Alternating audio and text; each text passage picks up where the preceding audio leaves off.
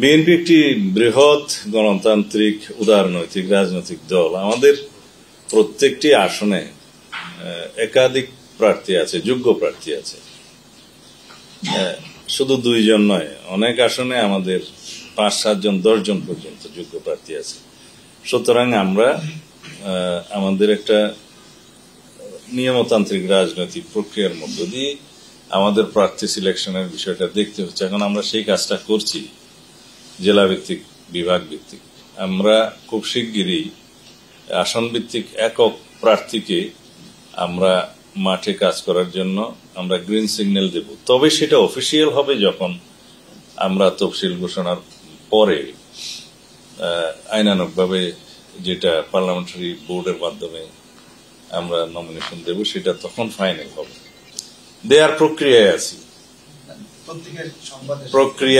আমরা সিলেকশন প্রক্রিয়া না, এখনো পর্যন্ত দেয়া হয়নি। আমরা প্রক্রিয়ায় আছি, খুব শিগগিরই দেয়া হবে। না, সেই দ্বিধাদ্বন্দ্ব নেই।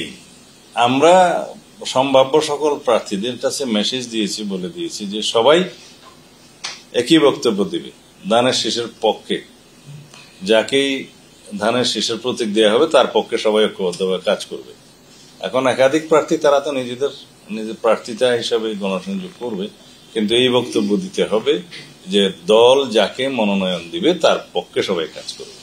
ইউনিভার্সাল কার্ডিয়াক হসপিটাল, আপনার হৃদয়ের আরো কাছে। নির্বাচন কেন্দ্রিক কর্মসূচি তো না, জনসংযোগ হতে পারে।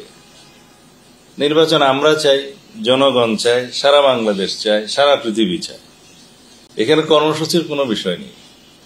আমরা নির্বাচন কেন্দ্রিক যাতে জনসংযোগটা বাড়ে এবং আমাদের বার্তাটা জনগণের কাছে যায়, ভোটারদের কাছে যায়, সেটা আমরা আরো জোরদার করব। প্রচারণাটা, এটা প্রচারণা হতে পারে, কর্মসূচি না।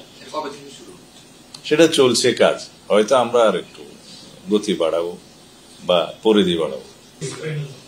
জুলাই জাতীয় সনদ 2025 নামে সেই দলিলটা প্রণীত হয়েছে।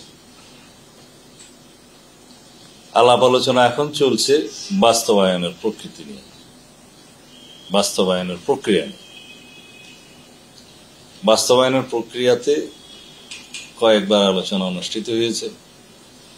ঐকমত্য কমিশন একটা এক্সপার্ট টিম গঠন করেছেন, তারা কয়েকবার মতামত দিয়েছে, সুপারিশ দিয়েছে। তার ভিত্তিতেও আলাপ আলোচনা হয়েছে।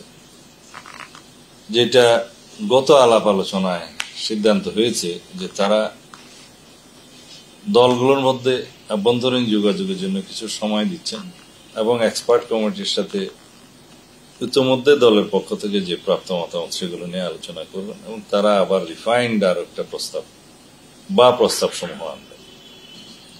তার মধ্যে কয়েকটা আছে। একটা আছে আমাদের পক্ষ থেকে আমরা বলেছি কনস্টিটিউশনাল অর্ডার, যেটা প্রস্তাব কয়েকটি দল করেছে বা এক্সপার্ট কমিটির পক্ষ থেকে এসছে, আমরা মনে করেছি সেরকম কোন কনস্টিটিউশনাল অর্ডারের মাধ্যমে সংবিধান পরিবর্তন এবং ইমিডিয়েট কার্যকারিতা দেয়া যায় না। তবে সেটার বিষয়ে সুপ্রিম কোর্ট কি বলে তার জন্য আমরা আর্টিকেল 106 অনুসারে আমরা সুপ্রিম কোর্টের কাছে যাই। সে একটা প্রস্তাব আমরা দিয়েছি। দ্বিতীয় প্রস্তাব তারা দিয়েছিলেন যে উইথ ইমিডিয়েট ইফেক্ট সহ, মানে এখনই কার্যকর হবে সেরকম সহ কনস্টিটিউশনাল অর্ডার প্রক্লেম করার পরে তার ভিত্তিতে একটা রেফারেন্ডাম নেয়, গণভোট। কবে? যেদিন জাতীয় সংসদ অনুষ্ঠিত হবে সেদিন একই সাথে আলাদা একটা ব্যালট। এর মধ্যে একটা অংশকে আমরা ভালো প্রস্তাব মনে করেছি। কোনটা? হ্যাঁ, জুলাই জাতীয় সনদের প্রস্তাব বা জুলাই জাতীয় সনদ এর পক্ষে জনগণ আছে কিনা, চায় কিনা এই সংস্কার, সেটা হ্যাঁ অথবা না নেওয়া হতে পারে আলাদা ব্যালটে নির্বাচনের দিনে, কি দিনে।